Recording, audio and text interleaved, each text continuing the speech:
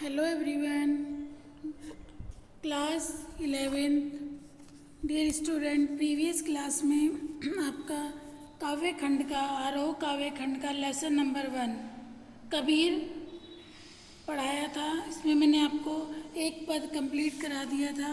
कबीर दास जी के जीवन परिचय के बारे में बताया। इसका एक पद मैंने कंप्लीट करा दिया था। ओके, इससे आगे देखिए नेक्स्ट सेकंड पद। फर्स्ट पद में तो कबीर दास जी ने हमें ये बताया कि पूरी सृष्टि का जो रचयिता है वो सिर्फ एक ही है, वो दो नहीं है। अर्थात चाहे वो हिंदुओं का है, मुस्लिम का है, सिख है, ईसाई है, भगवान के अलग अलग रूप नहीं है, वो एक ही है। पूरी सृष्टि को चलाने वाला एक ही परमपिता परमेश्वर है, ईश्वर है। फिर उन्होंने कई उदाहरणों के माध्यम से हमें बताया, जैसे एक ही पवन है, एक ही पानी है और एक ही ज्योति से ये पूरा संसार प्रकाशमान है। अर्थात वो एक ज्योति अर्थात ईश्वर के लिए कहा गया है। फिर उदाहरण देके हमें समझाया कि जिस तरीके से कुम्हार मिट्टी से अलग अलग, एक ही मिट्टी से अलग अलग प्रकार के बर्तन बनाता है, ठीक है। फिर उन्होंने दूसरा उदाहरण देकर हमें ये समझाया कि जैसे बढ़ई लकड़ी को तो काट सकता है, लेकिन लकड़ी में निहित आग को नहीं काट सकता। इसी तरह जो हमारे शरीर है वो नश्वर है और इसमें रहने वाली जो आत्मा है वो अजर और अमर है। अर्थात इसे ना कोई काट सकता है, ना कोई जला सकता है, ना ये नष्ट हुई है, ना ये नष्ट होती है। तो आत्मा अजर और अमर है, ठीक है। फर्स्ट पैराग्राफ में मैंने आपको यहाँ तक समझा दिया था। इसके बाद आगे सेकंड पैराग्राफ देखो। संतो देखत जग बोराना, साच कहो तो मारन धावे, झूठे जगपति आना, नेमी देखा धर्मी देखा, प्रात्य करे स्नाना, आत्म मारी पाखा नहीं पूजे, उनमें कछु नहीं ज्ञाना, बहुतक देखा पीर ओलिया, पढ़े किताब कुराना, के मुरीद तदवीर बतावे, उनमें उहे जो ज्ञान, आसन मारी डिम्ब भरी बैठे, मन में बहुत गुमान, पीपर पाथर पूजन लागे, तीरथ गर्व भुलाना, टोपी पहरे माला पहरे, छापा तिलक अनुमाना। देखिए इसमें कुछ पहले हार्ड वर्ड देख लो बेटा, हार्ड वर्ड नोट कर लो जो मैं बता रही हूँ। बोराना, बोराना का लिखिए पागल हो गया।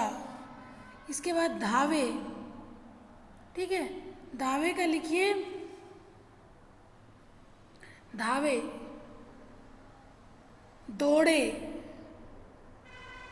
पतियाना, पतियाना, पतियाना विश्वास करना, पतियाना का लिखिए विश्वास करना।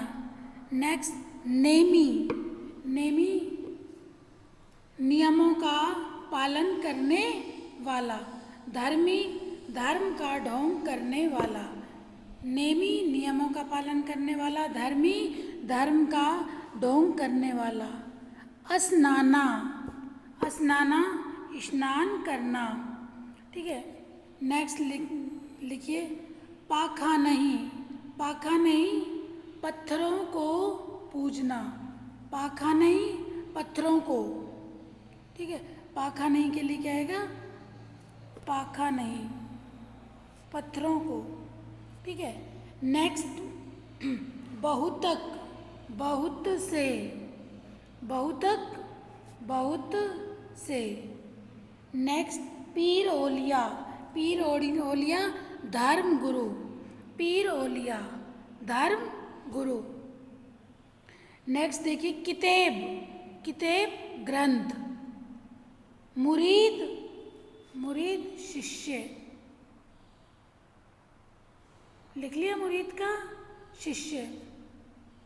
नेक्स्ट लिखिए तदबीर, तदबीर उपाय।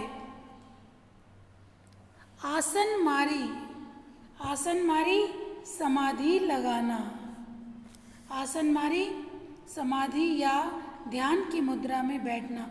डिम्ब धरी आडंबर करके, डिम्ब धरी आडंबर करके। इसके बाद गुमाना, गुमाना का लिखिए बेटा अहंकार। पीपर पाथर, पीपर पीपल का वृक्ष, पीपल का वृक्ष, ठीक है। नेक्स्ट छापा तिलक अनुमाना, छापा तिलक अनुमाना, ये देखिए छापा तिलक अनुमाना। इसका लिखिए माथे पर तिलक और छापा लगाना, साखी दोहा, ठीक है। अब पहले मैं इसकी व्याख्या आपको बता देती हूँ। देखिए प्रसंग में कबीरदास जी ने इन पंक्तियों में कवि कबीरदास जी ने किसका विरोध किया है? कबीर का अक्खड़ फक्कड़ और समाज सुधारक रूप प्रकट हुआ है। उन्हें धर्म साधना और आपसी भेदभाव, झूठ, पाखंड और दिखावा, ये कुछ भी कबीरदास जी को सहन नहीं है कि धर्म के नाम पर लोग सिर्फ आडंबर करें, दिखावा करें, ये कबीरदास जी को पसंद नहीं है। उन्होंने ऐसे पाखंडी ढोंगियों को सामने रखकर वे क्रुद्ध हो उठते हैं। कवि कबीरदास जी ऐसे पाखंडी और ढोंगी लोगों को देखकर नाराज हो जाते हैं। ऐसे ही ढोंगियों पर कबीरदास जी ने व्यंग किया है, जो धर्म के नाम पर ढोंग करते हैं, ठीक है, आडंबर करते हैं, दिखावा करते हैं, इन पर कबीरदास जी ने व्यंग किया है। कबीरदास जी क्या कह रहे हैं? संतो देखत जग बोराना, कबीरदास जी कह रहे हैं संतो देखत जग बोराना। संतो देखो, ये जग, संतो साधको, ये संसार के लोग जो हैं वो क्या हैं? पागल हो गए हैं। साच कहो तो मारन धावे, अगर संसार के लोगों को यदि आप कोई सच्ची बात कहते हो तो ये मारने के लिए दौड़ते हैं। साच कहो तो मारन धावे, ठीक है। और झूठे जगपति आना,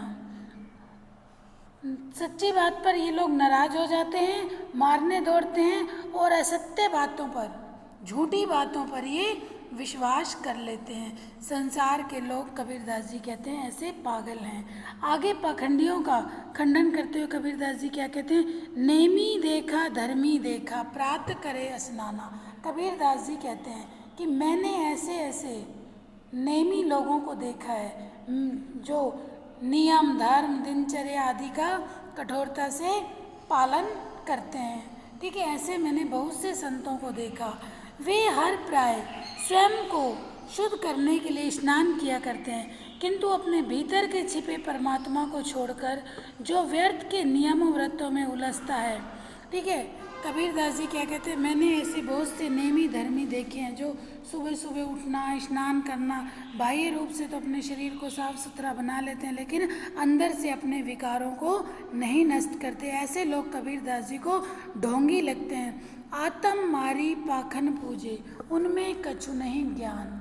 कबीरदास जी क्या कह रहे हैं कि ऐसे लोग जो हैं, ठीक है, जो व्यर्थ ही नियमों और व्रतों में उलझे हुए हैं, पत्थरों की पूजा करते हैं, उनका जो ज्ञान है वो थोथा है, निस्सार है। कबीरदास जी कहते हैं बहुतक देख नेमी देखा धर्मी देखा, प्रात करे स्नान, आत्म मारी पाखन पूजे, उनमें कछु नहीं ज्ञान।